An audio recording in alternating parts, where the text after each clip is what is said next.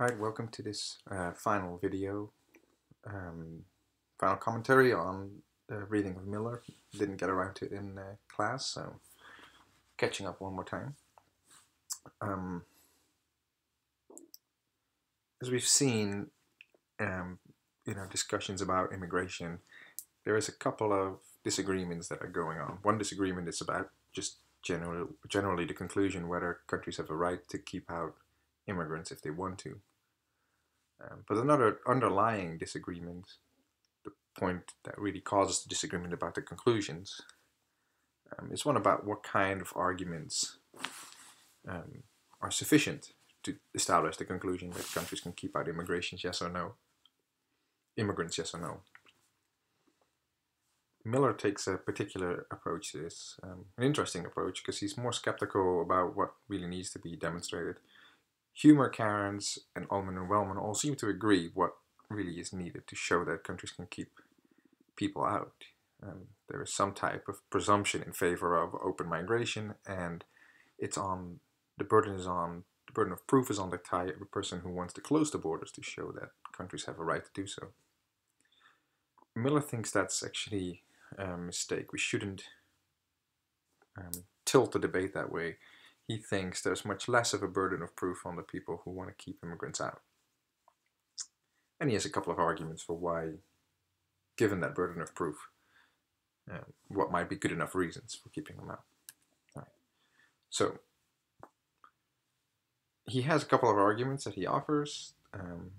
Note that he thinks that they have a right to keep him out, but also that if his arguments are sound, he doesn't really say this, but would follow from the arguments is that since he thinks his reasons are good reasons, and the right to keep immigrants out isn't something that requires a lot of justification, it really should follow that most countries should keep them out.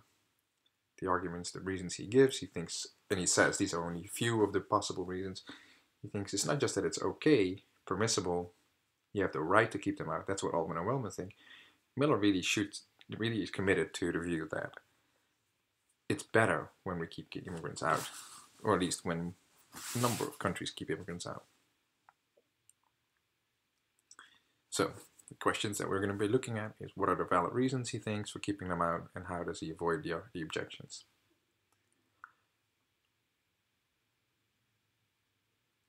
Miller offers the following two arguments. We're going to be focusing mostly on the one about culture here. Here's the first one. Countries require a common public culture, a culture that in part constitutes the political identity of their members. So it says there should be something like an American culture, and that is going to be in part constituting making you who you are as an American. Now, these members, you, citizens of America, you have an interest in controlling this culture, the American culture. That interest is important enough to actually justify limiting the freedom of others, outsiders, and so then it follows that public culture can be a reason for excluding them. The other argument, the one I'll look less at, is one about population size. So he thinks there's actually an interest in controlling population size, and the same type of argument applies there. You can see on page 201 the argument in more detail. Now here's a question, right? Like, would someone like Humer see that as a valid reason for excluding immigrants? And obviously the answer is no. He would not. He would probably try to convince you by showing, well, imagine that there is a local marketplace and someone called Marvin shows up and he wants to go to the marketplace to find work or buy some food. And Miller comes and says, actually, you cannot because of the culture of the marketplace will change if you show up. And Humer will ask, is that good enough of a reason to stop him? And of course it's not, he thinks. So, okay, well, which one will he actually reject? Well, it will usually be the if-then premise, right? So premise 3 in the first argument and 2 in the second. It's this idea that something like controlling the public culture is actually enough to justify limiting the freedom of outsiders. That's important enough. It's a good enough reason. So, given that that's what Miller thinks is enough, and that's what Humer thinks is not enough, there's this underlying disagreement about how good, what does a successful argument look like? How much of a burden of proof do we really have? So Humer thinks one thing, but Miller thinks a very different thing. Like Humer thinks, well, there's a prima facie right to freedom, and that's the thing that needs to be overcome. And Miller explicitly addresses that idea. So he doesn't think that this has to override or outweigh some type of general right to free movement. And this is the distinction we've talked about a little bit in class between bare and basic liberties. He thinks there's bare liberties, not very important and easily overridden types of freedom. And then there's basic freedoms, and those are the important, and those are strongly protected, for example, by human rights. If that distinction is sound, if Miller is right that there is this difference between bare and basic liberties, then we can apply this to migration. So if freedom of movement is a basic liberty, then you might think Humer is right. There is a right to free movement, and anytime you interfere with Marvin's or any immigrants' freedom of movement, you have to have a good justification. It's something that is strongly protected. But Miller says, actually, it's not. There is a basic liberty to free movement, but only in a limited form. And he gives some examples. He says people's property is a limit, so you can't just trespass. That's a limit to your freedom. Traffic laws will limit your freedom. Regulations on public land will limit your freedom, and so on. And he thinks, look, there's a bunch of limitations to people's freedoms, and we don't really think that this is much of a problem. And so if we don't think that's much of a problem, then generally speaking, the liberty to move is not basic. So unlimited freedom of movement is a bare liberty. And he compares the freedom of migration then to the freedom to buy an Aston Martin. He thinks if his freedom to buy an Aston Martin is taken away, that's not really a big deal. Government could pretty much do that at will for a variety of reasons of public policy. And so the freedom to immigrate is like that. Of course, he doesn't think that you can take away all and any liberty. So, for example, the freedom to buy any car would be a different issue for him. And so the freedom to move around at all is a different issue for him. But as long as you have sufficient enough of it, he thinks, you don't really have a complaint. So Humer has intuitions about this, right? He thinks about the Marvin analogy. Suppose that you think that Marvin shows up to the marketplace, but there's plenty of other marketplaces he could go to. He just chooses to go to this one. Perhaps he likes the products there, perhaps he likes the people there, whatever. Now, you show up, or Sam shows up and says, no, you can't come because we have a specific culture at this marketplace. Humer probably would tell you, well, even if there are other marketplaces around, that's still not good enough reason to forcibly prevent Marvin from showing up, assuming Marvin isn't about to kill people, steal stuff, etc.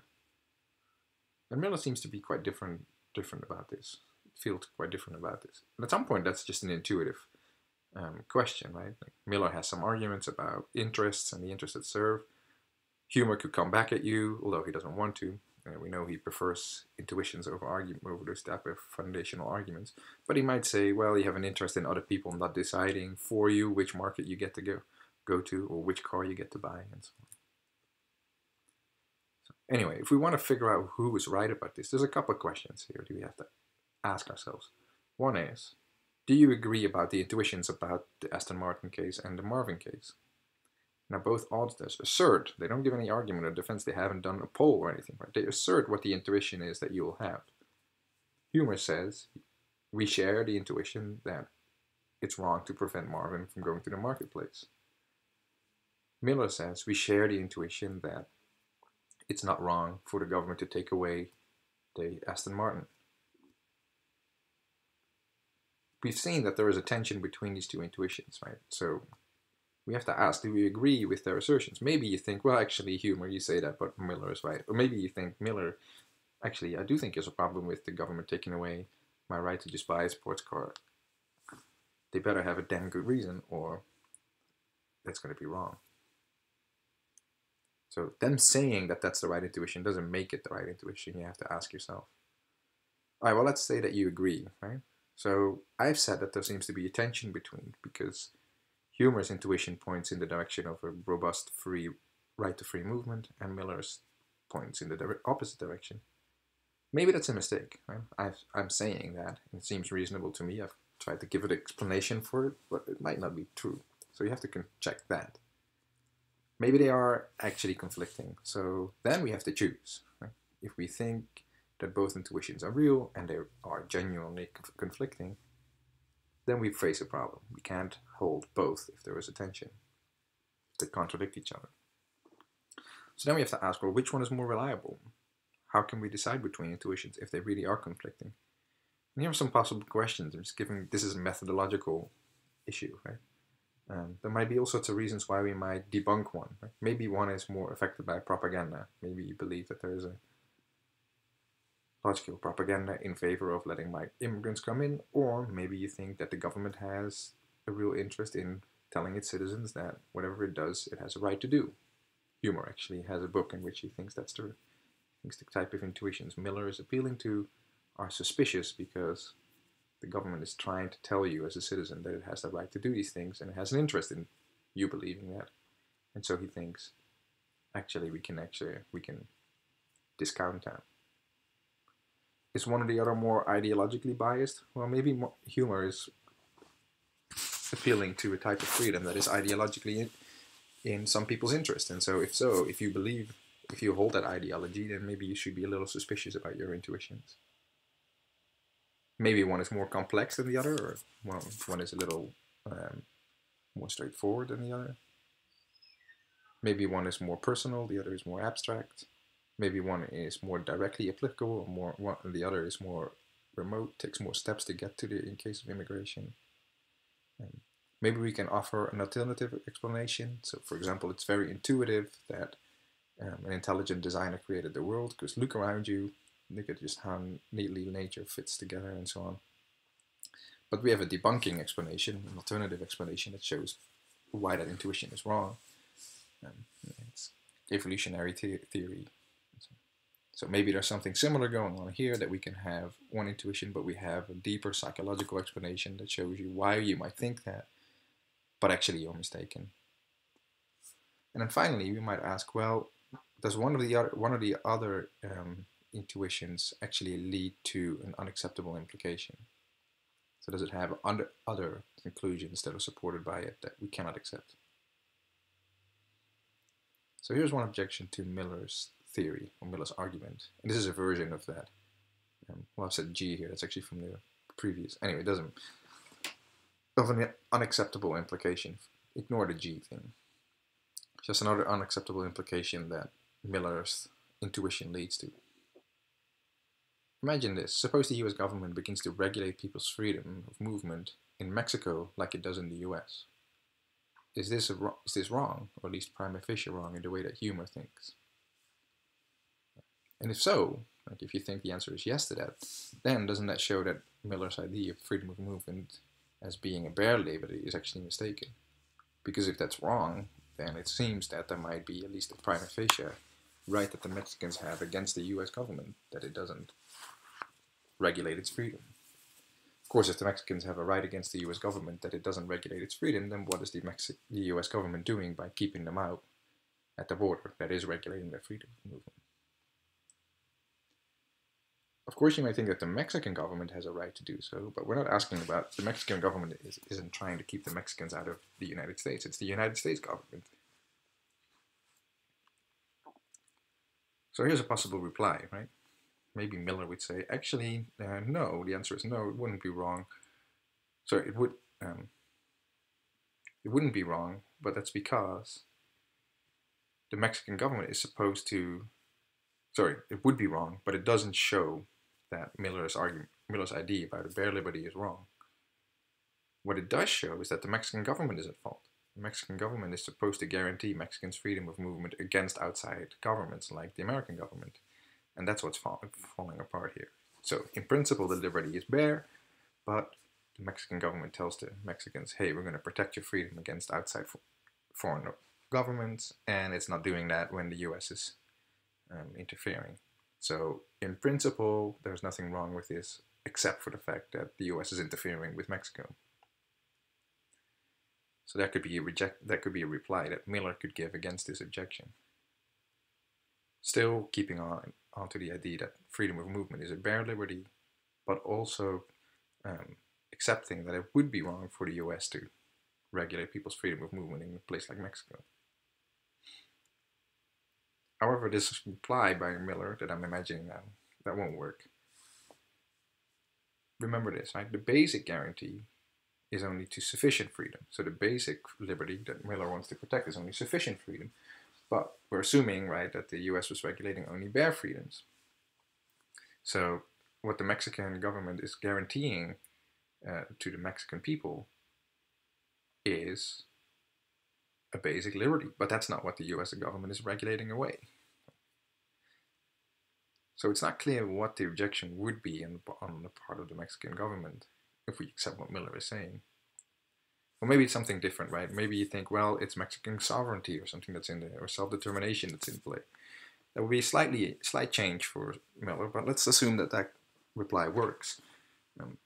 Well, even if it is, then there is this further weird implication that leads to, because who's at fault now for what's happening to the Mexican people who are being regulated by the US government? It's not the US government that's infringing with their liberty, because there's no problem there by Miller's own theory. It's the Mexican government that's doing them wrong. So the US government starts telling Mexicans, you can't move here or there, or here's a new traffic law or whatever. And it starts fining people or imprisoning people and otherwise limiting their liberties. We think intuitively that that would be wrong for the United States government to do unless it has some good argument, some good reason for doing so. But if we think so, you cannot say that on Miller's theory, because there is no wrong here, because it's a merely bare liberty that's being taken away. All that he can say is that the Mexican government is at fault because it's not protecting the Mexicans against the US government. But that seems just a very strange analysis of the situation. Alright, so here's the humor style point, right? Miller should say is that things like property rights, traffic laws, and public regulations, they can be justified, but simply because they're important enough to override people's prima facie right to freedom. And then we're back to the original question. Are culture and population size the same thing? And humor is going to say no.